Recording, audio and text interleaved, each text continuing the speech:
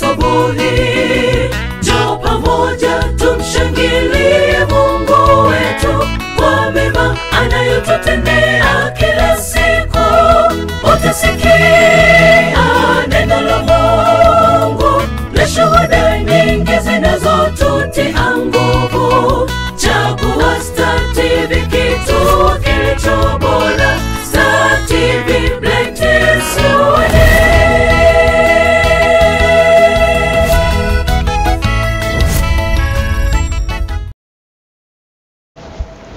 Na mtazamaji, tumerejea tena katika hatua nyingine ya pili. Tulikuwa hatua ya kwanza tumemaliza, na imani umeweza kubarikiwa sana na kwa kile ambacho tulikuwa tukikizungumzia, ambapo tulikuwa na mwimbaji Happy Mbuya, na ndivyo alivyomaliza na wimbo wake mzuri kabisa uliotazama hapo, ambapo ni siku nyingine ya Jumapili takatifu ambayo kila mmoja anabarikiwa zaidi kwa namna jinsi Mungu anavyozidi kutuongoza siku ya leo. Lakini pia nikukaribishe katika kipindi hiki ambacho pia ni sehemu ya pili, tukiangazia mada mbalimbali ambazo tutakuwa nazo siku hii ya leo. Mada hususan ambayo tutaigusia, ambayo iko mezani, ni kuhusiana na madhara ya kutokuridhika, mazala ya kutokulizika. Hata kwenye Biblia pia imeandikwa bwana kuhusiana na swala zima la kutokuridhika. Lakini pia ugeni ambao nilionao siku hii ya leo, nimeweza kupata bahati ya mtende kabisa kumpata mchungaji ambaye anaitwa Neema Elia, na pia licha kuwa mchungaji ni moja kati ya waimbaji wakubwa sana hapa nchini Tanzania, lakini pia anafanya kazi nyingine ambayo anaifanya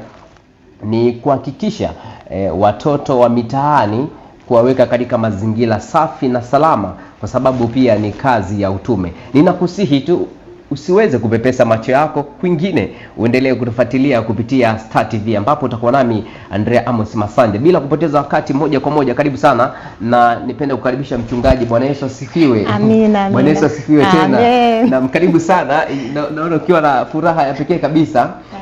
Nipende kukukaribisha na kukupa kongole kwa safari ambayo ulikuwa nayo hadi kufika hapa. Asante. Mimi ninakufahamu kama Neema Elia ambaye ninakufuatilia kwa karibu sana. Sijafahamu kwa wale watazamaji pia ambao wanahitaji tukufahamu kwa kina zaidi.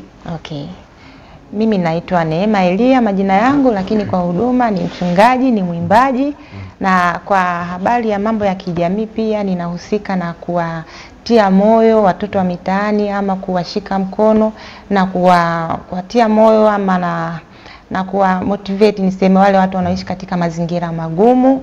Ya ninafanya hivyo, huduma kwenda magerezani, hospitalini, vitu kama hivyo ambavyo nafanya katika jamii, mbali na mambo yangu binafsi ya kuniingizia kipato kama mfanya biashara. Yes, ni hivyo tu. Sawa, safari yako ilikuwaje kutoka kule ulikotoka mpaka hapa? Namshukuru Mungu, nimekuwa na safari nzuri, maana tangu nimepata mwaliko nilianza kujiandaa mapema na nilimkabidhi Mungu safari hii, na namshukuru Mungu mambo yameenda sawa kabisa, nimefika salama na nimepokelewa vizuri. Kwa kweli nashukuru. Kwa kweli tunamtukuza Mungu. Sawa kabisa. Mchungaji ndio na ni mwimbaji pia. Ndio. Mama shikamoo. Marhaba. Kile pia ambacho nakihitaji kwako kwa sasa, ninaomba tujikabidhi kwa Mwenyezi Mungu kwa kwanza kipindi hiki vizuri kabisa. Amen. Karibu sana. Amen. Tuombe. Bwana Yesu, Mungu mwema mtakatifu, uliyezifanya mbingu na ardhi, ninakushukuru kwa ajili ya neema ya pekee. Umetupa uzima, umetupa afya, na umetupa kibali tena cha kuwepo hapa kwa ajili ya kujadili maneno haya. Ninakushukuru Bwana Yesu kwa ajili ya studio hizi, na zikabidhi mikononi mwako, na hapa tunapoendelea na kazi hii Mungu, tunajua ni kazi na ni wito kutoka kwako. Tunahitaji uwepo wako na nguvu zako. Roho Mtakatifu, karibu katika haya tunayokwenda kuongea, ukaongee na watu wako, ukawe msaada kwao, ukawe ufumbuzi wa matatizo yao. Ninakushukuru kwa sababu tangu sasa kuna nafsi ya mtu inakwenda kuponywa kupitia hiki ambacho Bwana umewaandalia. Ninakushukuru kwa ajili ya yote, ni katika jina la Yesu. Amen. Amen. Amen. Amen. Nikupe pongezi za dhati kwa namna jinsi unavyofanya kazi ya Bwana. Amen. Mada yetu husika leo tutagusia kuhusiana na madhara ya kutokuridhika. Moja kwa moja tukijikita kwenye mada yetu, madhara ya kutokulizika, na imani kama mchungaji na pia ni mwimbaji, na umekuwa ukihamasisha na kufanya vijana ambao hawana makazi maalum kuwa katika maisha salama pia, na ni moja kati ya kazi ya uinjilisti pia. Tukianza na kutokuridhika, kwa ile mtazamaji ambaye anatufuatilia kwa sasa, kwa kufuatilia mada yetu hii ambayo kupitia mlolongo mzima ambao tutakuwa nao kuanzia sasa hadi ifikapo tamati. Hebu tueleze namna ya neno kutokuridhika Sawa, awali ya yote napenda tu ni waondoe hofu wale watu ambao wanasema mbona ni mchungaji labda anaweza kahubiri. Hapana. Hii mada au hili somo litagusa kila sehemu. Si kwa Mkristo tu bali kwa kila mtu, kila engo, yani kila mtu kwa nafasi yake anatakiwa ajue hiki kitu. Yani tunapokwenda kujifunza kitamsaidia, kwa sababu kutokuridhika si habari ya kanisani tu. Kuna vitu vingi ambavyo tunakwenda kuviona. Moja kwa moja nifafanue tu hii neno kutokuridhika ni nini. Kutokuridhika ama kuridhika sasa, yani neno kuridhika ni uamuzi wa kuwa na furaha na kile kitu ulicho nacho, ama ni kutosheka na neema ulionayo. Yani ni ule uamuzi wako tu wa kuridhika na kile kitu ulicho nacho na kutosheka na ile neema ambayo Mungu amekupa. Unajua kila mtu ana neema yake. Yeah. Kwa hiyo mtu mwingine anaweza kafikiri neema ya fulani ni kubwa kuliko ya kwako. Na ndio maana mtu anaweza kaangalia anatamani kuwa kama fulani, natamani kufanya kitu anachofanya fulani. Kumbe kila mtu ana neema yake. Inatakiwa ukae tu kwenye position yako, alafu uridhike na hiyo hali ambayo uko nayo kwa wakati huo, huku kingoja kwenda kwenye neema nyingine zaidi. Maana tunajua anayetutoa hatua moja kwenda hatua nyingine ni Mungu peke yake. Lakini pia naweza nikasema kwamba ukiwa na kuridhika unakuwa na amani bila kujali kinachoendelea. Na si kwamba huhitaji mabadiliko, si kwamba huhitaji. Unajua kuna mtu anaweza akasema sasa ukisema mimi niridhike ina maana niridhike na umaskini nilionao ama niridhike katika hali hii ninayopitia. Yani ile ni kuwa na amani kwa wakati huo, lakini ukiendelea kwenye ile process ya kuyafikia mafanikio. Na hiyo hali ya kuridhika si kwamba unaridhika hutaki mabadiliko. Unaridhika huku ukiyataka hayo mabadiliko na una struggle yaendea ya mabadiliko, lakini hauna namna ya kuforce ama kwenda katika njia ambazo sio, ili mradi tu ufike pale. Naweza nikasema usitumie shortcut. Ndiyo. Na hii pia inamsaidia mtu kutokutamani nini? Neema ya mwingine. Unajua kila mtu alipokuja hapa duniani Mungu amempa kitu. Kila mtu ana kitu chake. Na kitu cha kila mtu ni cha kipekee kabisa. Kama ni mfanyabiashara, wapo wengi lakini wanatofautiana. Kama ni waimbaji, kila mtu ana neema yake. Nimetoka kumsikiliza hapa dada Happy Mbuya, kuna namna fulani ya uimbaji alionao.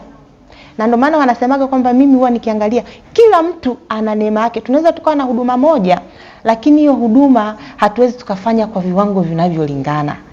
Naweza nikasema wewe unampenda mwimbaji gani? Ninampenda mwimbaji, mimi ni wote ninawapenda. Ama naopenda mhubiri gani? Mimi wote ninawapenda, kwa sababu kila mmoja ukimsikiliza ana radha yake. Ukisikiliza sauti ya Bahati Bukuku inanibariki kwa namna ilivyo. Nikimsikiliza labda Martha Mwaipaja ananibariki, Christina Shusho ananibariki, Rose Muhando vile ananibariki, Boazi, yani wako wengi siwezi kuamaliza. Nikimsikiliza Mwalimu Wakasege nabarikiwa. Nikimsikiliza mchungaji wangu mimi Bishop Elia Petro nabarikiwa. Yani kila mtu ana namna yake na ana radha yake. Nikimwona mfanyabiashara kwa mfano tunawajua sijui Mo, yule naye sijui mwingine nani GSM. Yani kuna namna ambayo utataka ujifunze kwa huyu, utataka ujifunze kwa huyu. Kila mtu ana radha yake, na hiyo ndo nasema hiyo ndo neema yake. Kwa hiyo siwezi mimi kutamani sana neema ya mwingine, nitakosea na nitapita njia ambayo sio. Sawa. Umetueleza na umefafanua kwa undani zaidi na kwa kina. Ni kama chungu kingekuepo tayari kingeshapasuka. Mimi ningependa umetueleza kuhusiana na madhara. Umetueleza kwanza neno kuridhika. Kuna watu ambao wanaridhika na kuna watu ambao hawaridhiki. Sasa madhara ambayo yanajitokeza kwa mtu ambaye haridhiki. Binafsi nikianza kwako wewe mwenyewe, hili swala kwa sababu wewe pia ni mwanadamu. Ishawahi kukukumba hali kama hii? Kutokuridhika kwa jambo ambalo ulikuwa unalitamani, iwe chanya au positive? Unajua kutokuridhika nilikuja kuona madhara yake. Na huwa mimi napata mada ama masomo ninafundishwa kwanza. Nikifundishwa mimi naangalia na kwa wenzangu, yani na compare vile ambavyo yani kama umefundishwa hiki alafu mwenzako unaona anakwenda ambavyo sivyo, hapo ndipo napojifunza nini lile somo. Lakini nilikuwa najaribu kufafanua zaidi kabla hatujaangazia yale madhara. Unajua mtu asiyeridhika ni mtu wa namna gani kwanza? Mtu wa namna hiyo, unajua mtu mwingine anaweza asijione kama yeye haridhiki, lakini nikianza kuvitaji hivi vipengele ndio unaweza kujiona kwamba kumbe niko kwenye zile Kwanza mtu wa kuridhika anakuwa hana moyo wa shukrani. Yaani hana moyo wa shukrani. Kwa mfano mimi natolea mfano walemavu, wale watu walemavu wale. Unajua kwa nini unamkuta mtu ni mlemavu anasukumwa anangoja tu msaada wa kuongozwa, labda ni kipofu. Huyu mtu unakuta ni mnene tu. Na mkiongea naye unaona ana furaha tu. Kwa sababu amejikuta yuko hivyo na ameridhika na anamshukuru, ana moyo wa shukrani kwamba nakushukuru Mungu kwa sababu umeniumba jinsi nilivyo. Yaani alijikubali, yani ni ile kujikubali kwa mazingira hayo. Lakini ukimuuliza leo hii kipofu, unataka kuona? Atakwambia nataka kuona. Kiwete, ukimwambia nataka kutembea, atakwambia mimi nataka kutembea. Lakini anataka mabadiliko wakati huo akiridhika katika hali anayopitia. Unaona? Lakini sasa tukiangalia mtu ambaye asiyeridhika ni wa namna gani? Huyu mtu amejaa tamaa. Sasa kama unajiona una tamaa zilizopitiliza zile tamaa, wewe ni mtu wa kutokuridhika. Tutaangalia madhara sasa ya hiyo. Maana hizo tamaa huzaa ubinafsi. Mtu mwenye tamaa kila kitu atataka kiwe chake. Kila anachokiona anataka kiwe cha kwake. Kwa mfano, naweza nikatolea mfano kwa wanasiasa ama viongozi mbalimbali wa ngazi tofauti tofauti. Unajua wakati mwingine agizo linatoka huko kwa mama yetu, rais wa nchi. Labda na wale wasaidizi wake wakubwa. Hiki kitu labda kiende kasaidie watu fulani, kienda hapa mipango ipangike hivi na vile. Kwa hiyo wale wengine ambao wanakuwa hawana roho ya kuridhika na kutosheka na mishahara yao, hata kile kidogo ambacho kinatolewa kule kije kisaidie wananchi, bado tu wanakuwa wanakichukua. Na watu naona wakati mwingine inafika hatua anakuambia mbona hili jengo halijajengwa liko chini ya kiwango. Bala kiongozi amesimama kabisa kile. Amesimama anakemea, hapana, hapa kuna ubadhirifu wa pesa. Kwa nini unafanya hivi? Ni kwa sababu wale watu wameingiwa na tamaa na kuchukua kile kitu kana kwamba wao hawana sehemu ya kujilipa wakati wanalipwa nini? Mishahara. Kwa hiyo mtu asiyeridhika mara nyingi ni mtu mwenye tamaa. Ile tamaa inazaa ubinafsi. Kwa sababu anajiona ni mimi tu nastahili, yani ule umimi, mimi tu, maisha mazuri ya kwangu, hiki ni cha kwangu, hiki ni cha kwangu. Hujaiona hata mtu anatamani kuchukua hata mali ya maskini. Je, kuna watu hata matajiri wanadhulumu hata vile viwanja au pesa za watu ambao ni wanyonge kabisa. Na bado kuna ndugu pia, mwingine anakuwa anadili na ndugu. Kwa hiyo vitu kama hivyo, yani ule ni ubinafsi. Ameshakuwa na tamaa, hiyo tamaa imezaa ubinafsi. Lakini pia inaletea uchoyo. Mtu asiyeridhika huwa ni mchoyo.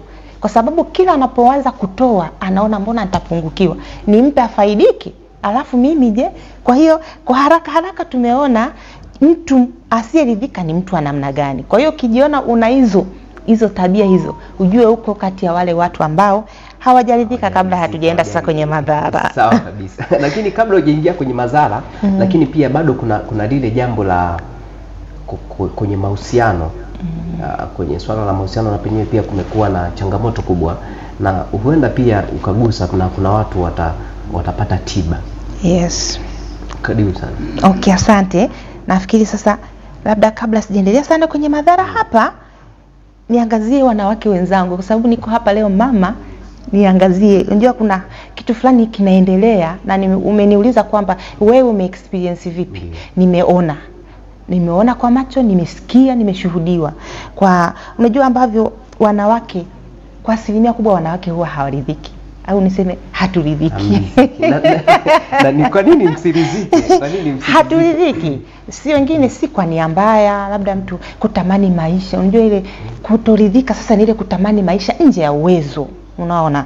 Sasa mtu ana namna hiyo mpaka anajikuta wengine wanaenda mbali hata kuvunja ndoa zao kwa sababu ya kutokuridhika.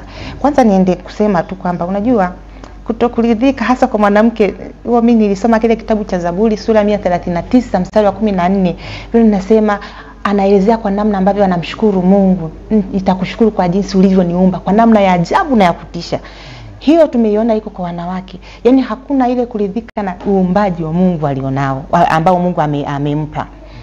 Huyu mtu ni mweusi anataka awe mweupe. anajichubua, lakini madhara yapo kwenye ile kujichubua to the maximum. Yani madhara yapo, ndio wao wanapata kansa, mtu anaongeza shepu.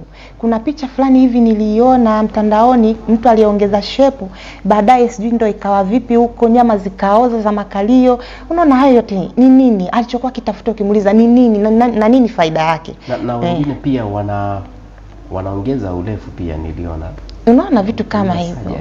Mwanadamu yani haridhiki na vile ambavyo Mungu amemweka. Hana ile kuridhika. Na hasa haya madhara yamekuta hasa wanawake. Tunatafuta kila mara kumfurahisha mwanamume, tunatafuta kila mara, na si mume wake wa ndani. Mara nyingi wanaofanya hivyo wanataka kuvutia watu wa nje. Unaona. Lakini sasa tuende, umesema kwa habari ya mahusiano. Unajua inatakiwa kutosheka na kuridhika hata katika ndoa zetu, hata katika mahusiano. Mwanamke asiyeridhika yani ni mzigo kwa familia. Mwanamke asiyeridhika ni tatizo kwa mume wake, kwa sababu lazima tu itampelekea kuangalia upande mwingine ili atoshelezwe. Kwa sababu mimi rafiki yangu anaendesha gari, nitataka na mimi niendeshe gari, bila kujua yeye amepita njia gani kufanikisha, ama uwezo wa kwao yeye na mume wake kule umefanya nini mpaka wakafanikiwa. Kwa hiyo anajikuta anataka ili na mimi nifanane kama yule. Maisha expensive, yani kutokuishi uhalisia. Hiyo ndio nasema kwamba mtu haridhiki na ile hali alionayo. Si kwamba unaweza kuridhika usifanye bidii. Unataka na wewe naye upate maisha mazuri. Lakini wakati huu ambapo unapambania ili Mungu akufikishe kwenye ahadi zako za kumiliki hivyo vitu unavyovitaka, ridhika kwa wakati huu. Usitaki kwenda nje ukapata madhara, kwa sababu madhara yake ni makubwa. Utakwenda kule nje ya ndoa, pengine unataka uhudumiwe, upate gari, upate maisha mazuri. Mwisho wa siku tumeshuhudia ndoa nyingi, wanandoa wengi wanauana. Hizo kesi zimekuwa nyingi sana. Alafu kiulizia mwisho wa siku anakuambia wivu wa kimapenzi.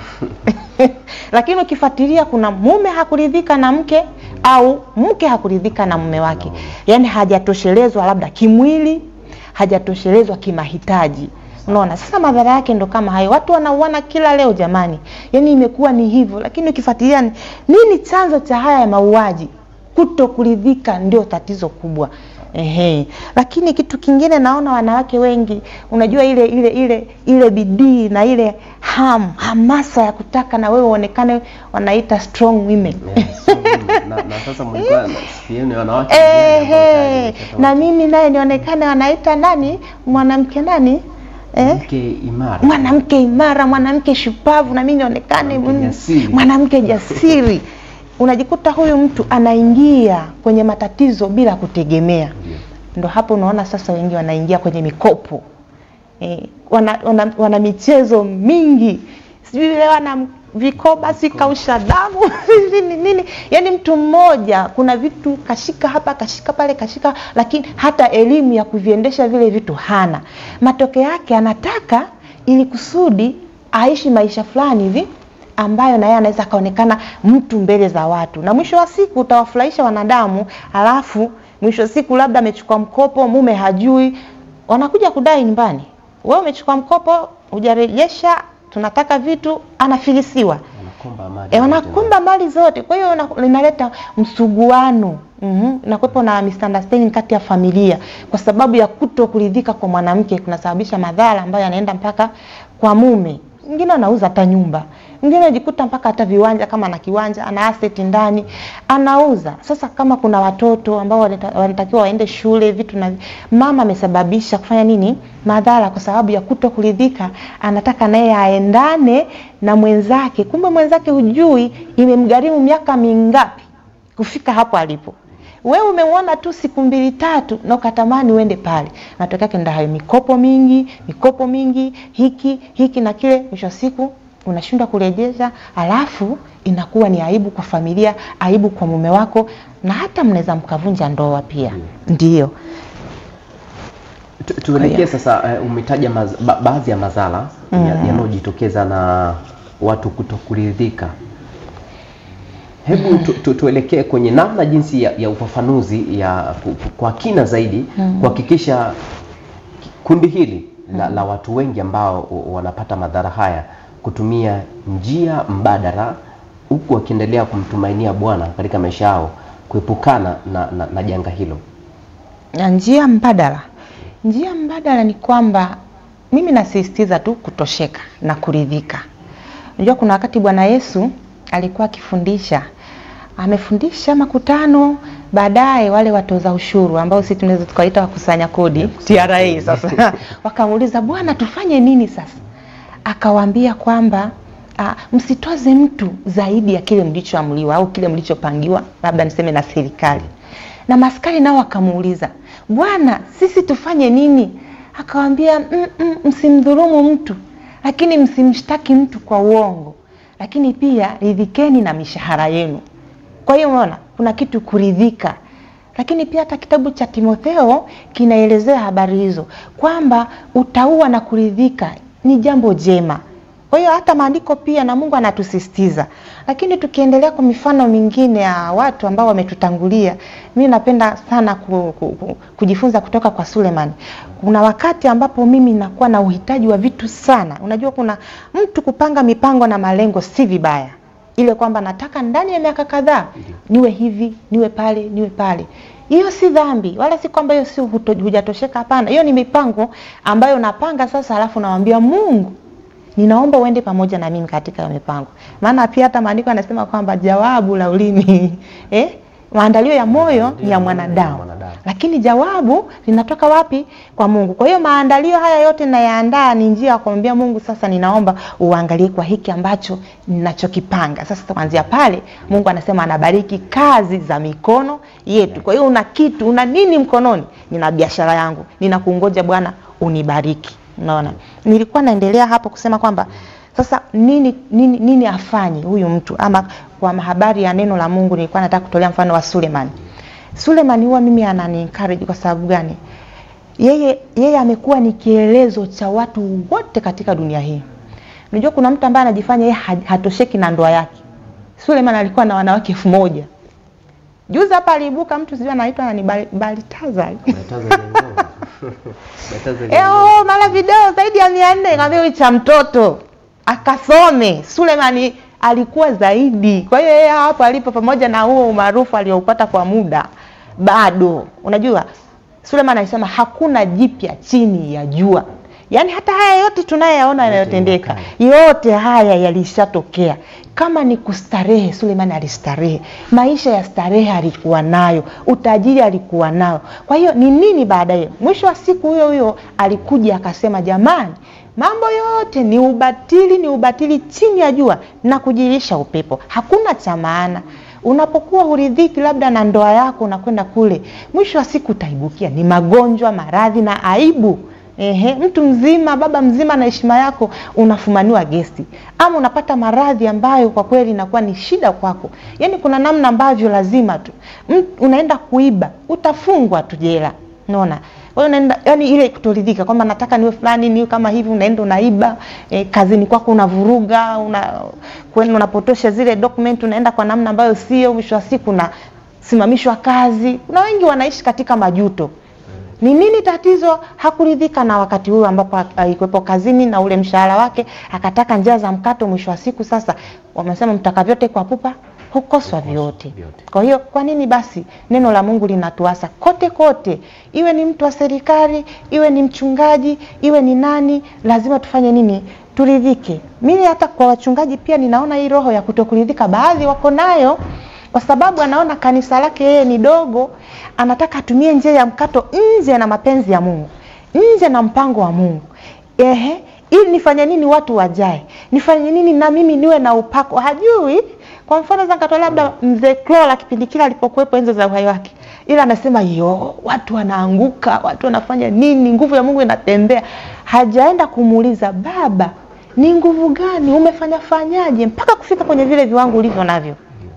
Yeye anafikiri tu vinajileta. Kumbe mwenzio labda ni magotini, labda kuna namna ambavyo anafuata maelekezo ya Mungu, hajui. Matokeo yake sasa nasikia kuna waganga wako Nigeria, nikipuliza tu watu chini na mimi naonekana na nguvu za Mungu. Unaona? Haya ni madhara, kwa sababu hujaridhika na ile neema ambayo Mungu amekupa kwa wakati huo. Na Mungu hutuinua utukufu hadi utukufu, viwango kwa viwango. Hata iwe ni biashara, nasemaga hivi jamani, tunaanza na moja. tunaanza 1, 2, 3. Kwa hiyo hata kama ni kuinuliwa kibiashara, lazima kuna sehemu, hata huyo unayemwona yuko juu atakusimulia kule alikoanzia. Atasema mimi nilianza na pipi 2, mimi baadaye nikajenga kakibanda haka, baadaye nikajenga hiki, na leo niko hapa. Unaona? Kwa hiyo kuna namna fulani, kuna ushuhuda. Na haya mambo ya kutokuridhika sasa hivi kizazi cha leo wanaita Gen Z. Yani wanatafuta shortcut mno. Ndio maana yani vijana sasa hivi anataka anamaliza chuo, hapo anamiliki gari, hapo ana nyumba, hapo ana familia. Yani kwa wakati short time ana vitu vyote anavyoviona wazee wa zamani. Lakini ukifuatilia kwa wale wazee, kuna wazee wengine ambao mimi si vibaya kupata hata kujenga uzeeni. Tusione kwamba eti walikuwa wajui kutafuta. Ni kwa sababu walikuwa na vitaka vile vitu kwa njia iliyo halali. Unamaanisha kwamba mchungaji kwa wazee ambao ametafuta kwa muda mrefu na hajatumia njia za panya tunasema, mpaka sasa bado hajapata mafanikio. Anakuja kupata mafanikio ana umri wa miaka 70 au ana umri wa miaka, huko tumeenda mbali, tunaweza kusema ana umri wa miaka 60 au 50. Hiyo taswira tunaiweka katika muonekano upi? Je, aliridhika sana au ni uvivu uliopelekea aliridhika ikapelekea madhara hayo? Unajua, mtu mvivu namchukia. Kwa sababu hata na mimi sipendi uvivu. Na hata maandiko pia naelezea kwa habari ya mvivu, mpaka anatolea mfano chungu wale siafu. Anamwambia wewe mvivu, hebu nenda kaangalia wale chungu ambao unaweza hata wakajikusanyia wakati wa kiangazi ili kusudi wakati wa shida wanakula chakula chao. Unaona? Utalala mpaka lini wewe mtu mvivu? Kwa hiyo mtu mvivu kwa kweli hafai. Na nilivyosema kuridhika si kwamba sasa wewe uamka asubuhi ukae tu umeridhika, haviji hivyo. Kwamba umesema kwamba hao wazee mpaka sasa hivi ndo anaanza kupata mafanikio. Anapata mafanikio na miaka 40 50. Je, huyo aliridhika kwa namna ile hali aliyokuwa nayo akaamua asitafute njia za panya, au kwa namna fulani hiyo inakaje? Ni uvivu moja wapo unaopelekea mtu kupelekea hiyo kitu, au inaweza kuwa hivyo. Unajua kuna mwingine, haya maisha bwana ni mpaka Mungu. Unajua ili ufike sehemu, wakati mwingine lazima Mungu atumie watu ili ufike sehemu fulani. Hawa watu sasa uwezi ukamwekea Mungu limit. Hawa watu wasipotoka nje ya familia yako, wanaweza kawa ndani ya familia yako. Naweza nikatoa mfano kwamba unajua mambo ya Mungu sisi tunasema huwa hayachunguziki.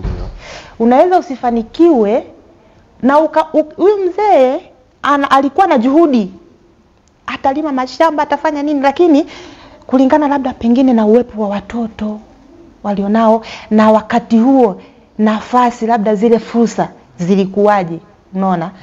Huyu mzee amepambana enzi za ujana wake, akitaka ndoto yake ni kuwa na gari, watoto wake wana maisha mazuri.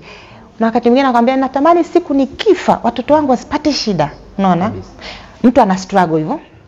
Ameshindwa kupata akiwa mwenyewe single, ameshindwa kupata akiwa na ndoa tayari na familia, lakini kumbe Mungu alikuwa amemkusudia aende. Unamkuta huyu mzee anakuja kumiliki labda nyumba ya ndoto zake uzeeni, na anayemfanikisha ni watoto wake. Je, unaona? Mtu anasema yani nilikuwa natamani niwe na gari, lakini namshukuru Mungu watoto wangu wameninunulia gari, watoto wangu wamenijengea nyumba. Kwa hiyo kuna vitu vingine katika maisha huwezi ukafosi. Pengine baraka zetu zina watu fulani, na mpaka huyo mtu aje katika maisha yako ili aweze kufanya nini? Wengine tunaenda mbali, tunaambia hata mabinti, jamani wabinti msitoe mimba, hujui umembeba nani. Umeona? Huyo mtu anaweza, huyo mtoto unayemuua leo anaweza akakusaidia baadaye. Umeona? Kwa nini usiseme wewe ndo unapigana sasa hivi upate? Kumbe kuna vitu vingine ambavyo Mungu huwa anakupa mtu. Inawezekana huyo mtu akawa ni mtoto ambaye uko naye tumboni mwako, ambaye pengine hata wewe unaona bado kijana mdogo, pengine hata hujaoa, lakini kuna mahali ambapo hautafanya wewe ila watoto wako watakuja wafanye. Nina ndoto za kwenda labda Marekani kwa wakati huu, lakini kijana wangu sasa hivi ana umri labda miaka 20. Mimi kadri tunavyokwenda akifika 30, iko siku ataniambia mama na kutumia visa ndasi mambo ya passport, mwanangu atanisababisha kwenda wapi? Kwa hiyo naweza nikaziishi zile ndoto zangu hata uzeeni kwa kupitia watoto. Mungu humwinua mtu, haijalishi ni nani. Inaweza kawa hata sio hao, Mungu akakuinulia mtu. Tumeshaona kuna wazee fulani nilikuwa naangalia mtandaoni. Kuna wazee ambao wameshikwa mkono. Kwanza kabisa kuna katoto fulani hivi, story yake imevuma sana. Kale katoto walikakuta kanachunga ng'ombe na walivyokuwa na walivyokuwa na kahoji kalionekana kana uwezo mkubwa sana wa kujieleza. Kakapata wadhamini. Unaona? Kwa hiyo Mungu alijua njia yake. Mimi naweza nikasema kabisa yule mtoto bila Mungu kumshurutisha baba yake ampeleke polini akachunge ng'ombe, alafu akamtoa kule polini akamkutanisha na watu barabarani ili iwe njia yule mtoto kufanikiwa. Na kufanikiwa kwake mafanikio wazee. Unamaanisha kwamba mchungaji, maisha magumu pia ambayo labda wadogo zetu wanapitia na wazazi wetu nyuma waliopitia, na sasa maisha ambayo tunaishi kwa baadhi ya watu wengine pia, maisha magumu yanaweza kuwa chanzo pekee cha mtu kufikia mafanikio endapo unapitishwa na Mungu. Kuna maisha magumu ya kujitakia. Kuna vitoto vingine kama hivi, wakati mwingine mimi nina huduma pia kusema na watoto wa mtaani. Kwa hiyo wale watoto ninawajua. Nikikaa nao ninawauliza, ni nini kimekuleta hapa? Ni nini wengine unakuta yani anakuelezea huyu mtoto huyu ameshawishiwa tu na watoto wenzake, twende mjini, unamiliki pesa zako mwenyewe, kumbe hajui uko mjini kuna mazingira gani, unajua. Na kuna vingine labda kaonywa tu na mama yake. Maana kuna watoto ambao mimi huwa na tayari nawapatanisha na wazazi wao, na wachukua na wapeleka kwa wazazi wao, nikiwafundisha na wafundisha mpaka mtoto anaona ngoja nirudi, na wale wazazi wanampokea, wanaendelea na maisha, unaona. Kwa hiyo kuna mtoto amefanya kosa nyumbani, badala ya kusikiliza maonyo ya wazazi amechapwa, anakimbia. Ameonywa nyumbani, amekimbia. Na huko amekimbia, ameenda mtaani na maisha yake yakapotea kule, akawa mvuta bangi. Huwezi kusema hayo mapito anayopitia eti kwamba anaweza kukutana na muujiza. No. Kwa sababu hapo tayari sasa tunaona kuna nguvu nyingine ambayo labda ni shetani amemvaa ili kumharibia hatima yake. Kwa hiyo si kila mapito magumu ya kwamba kuna mafanikio mbele. Endapo Mungu amekusudia upite hapa ili iwe njia yako kwa kwenda kule, hakuna namna unaweza kukwepa. Tukisoma kwa mfano wa Daudi, mpaka kutupwa kwenda mpaka huko mapolini huko akina Yusufu, unaona hizo ni njia ambazo labda Wakristo kwenye maandiko wanajua walikotoka. Anawaambia nilikuwa mchunga kondoo mpaka kuinuliwa kuwa mfalme.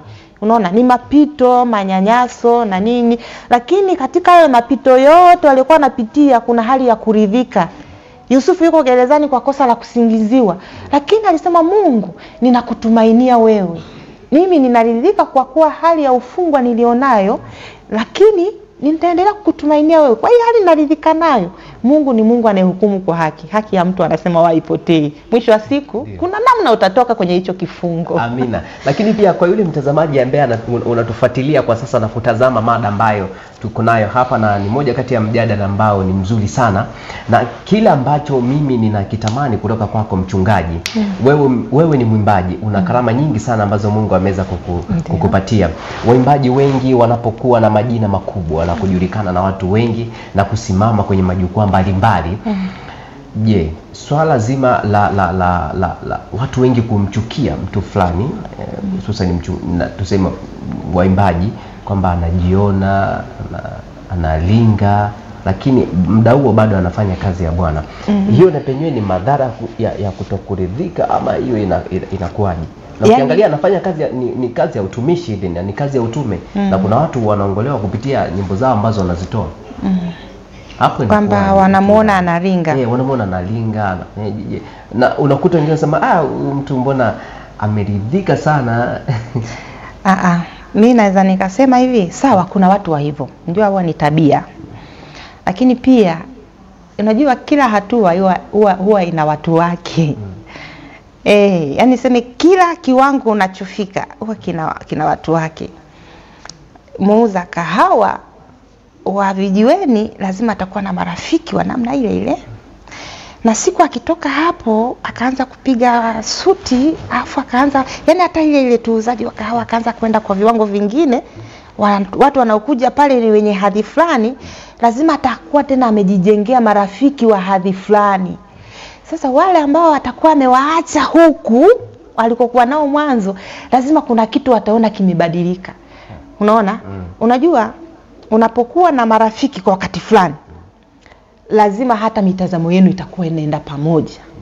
Na akili yako ikifunguka, naweza nikasema, nitolee mfano, labda nilikuwa nauza machungwa.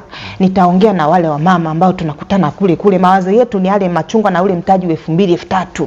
Leo akili yangu imepanuka, nasema sasa hapana, nataka niende Tanga, nataka niende Iringa, na safiri kwa gari langu. Sitaanza kuongea tena na hawa wa mama kwa habari ya biashara, kwa sababu maongezi yetu tena hapo yatakuwa si hayo. Nitaanza kuongea na kupigana simu na watu. Hivi malori yale yanakuwa na nini? Huko mzigo ni shingapi? Wewe nitaanza tena, sio vile vibaisikeli wanavyoletea. Nitaanza mwisho wa siku naanza hivi napiga simu ni nje ya nchi. Unaona sasa unavyoanza kujiwekea. Sasa ile gap kutoka hapa kwenda hapa ndio sawa na hiyo waimbaji. Nilikuwa naimba kanisani, tunaonana tu hapa Mwanza hivyo. Unajua kuna ile kuonekana. Lakini sasa unajua kuna mwingine anaweza kaanza kukutenga mbali, lakini si wewe uliyemtenga. Kwa sababu anaona viwango hivi. Mfano kuna wakati mimi Mungu alipoanza kuninua, napata mialiko, unapanda ndege Uganda, nenda Kenya. Yaani kuna watu wanasema I say si tunakuogopa. Sasa hivi yani kwa viwango vingine unaona mtu anaanza mwenyewe kujitoa, na hasa hajitoi kwa kusema Mungu amekuinua, anaanza kusema sasa hivi kwani mimi tunaweza tukasema nini na yeye. Mtu anapanda ndege, mtu anaongea sio na watu wakubwa. Unaona? Kwa hiyo wakati mwingine hao waimbaji mimi naweza nikasema kwa staili hiyo.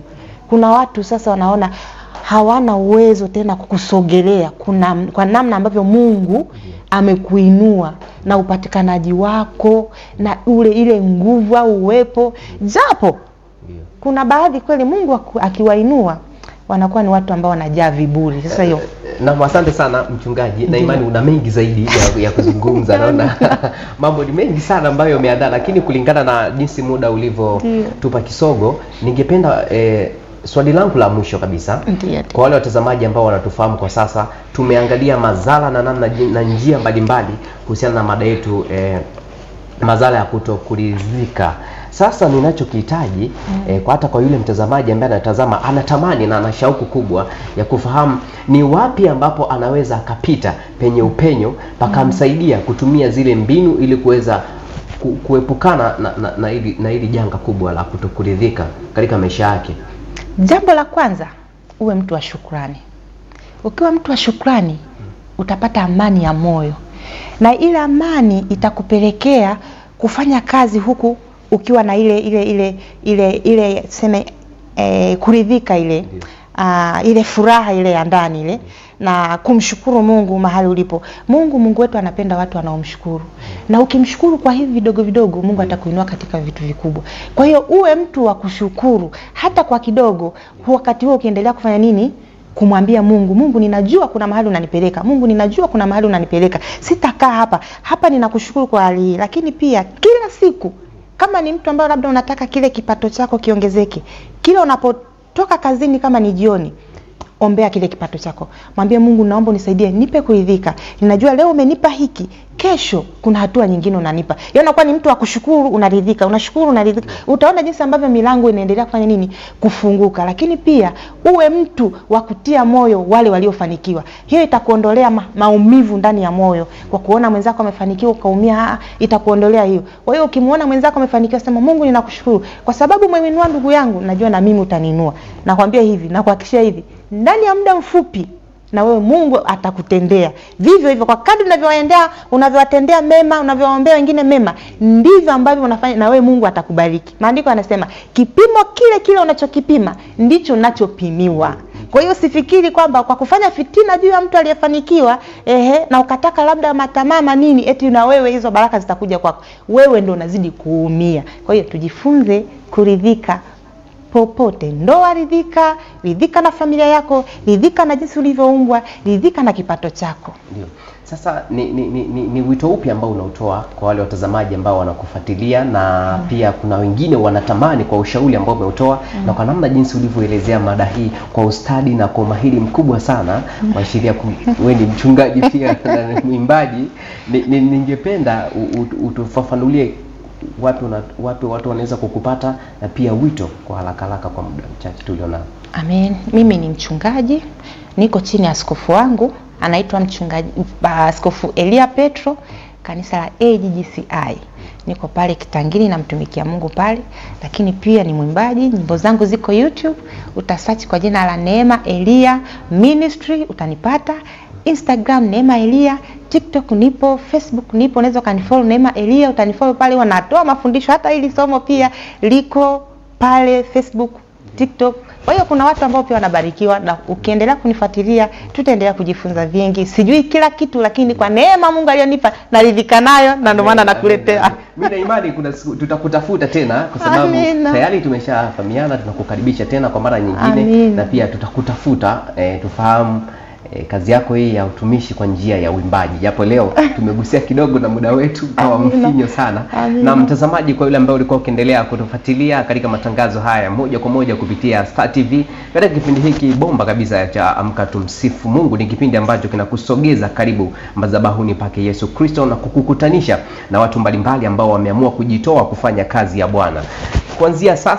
Kuanzia mwanzo hadi kufikia sasa, na imani muda wetu umetupa kisogo, na sisi pia tunafikia tamati, lakini pia bila kuwasahau wale wote ambao wamehakikisha kipindi hiki kinakuwa vizuri, na msimamizi wa kipindi hiki si mwingine ni Emmanuel Makuliga. Endelea kuwa nasi na kutufuatilia kupitia vipindi vingine hapa Star TV. Lakini tukiwa tunaondoka, ningependa tusikilize akapela kidogo ambayo wimbo hata mmoja ambao umeutunga kwa yule mtazamaji ambaye anatufuatilia. Karibu sana. Amen. Amenitenda mema. Wimbo wa shukrani. Kama ambavyo nilikwambia, tunaendana na somo letu. Niliridhika nikamshukuru Mungu kwa wimbo huu. Amenitenda mema huyu Yesu, amenitenda mema. Amenitenda mema huyu Baba, amenitenda mema. Ni mengi alionitendea. Na mtazamaji, shukrani sana. Mungu akubariki, na ninakutakia Jumapili yenye ibada iliyo tukufu. Usikose katika Jumapili nyingine kupitia kipindi hiki cha Amka Tumsifu Mungu. Endelea kutufuatilia na usikose kutazama kila siku ya Jumapili asubuhi. Njoo pamoja tumshangilie Mungu wetu kwa mema anayotutendea.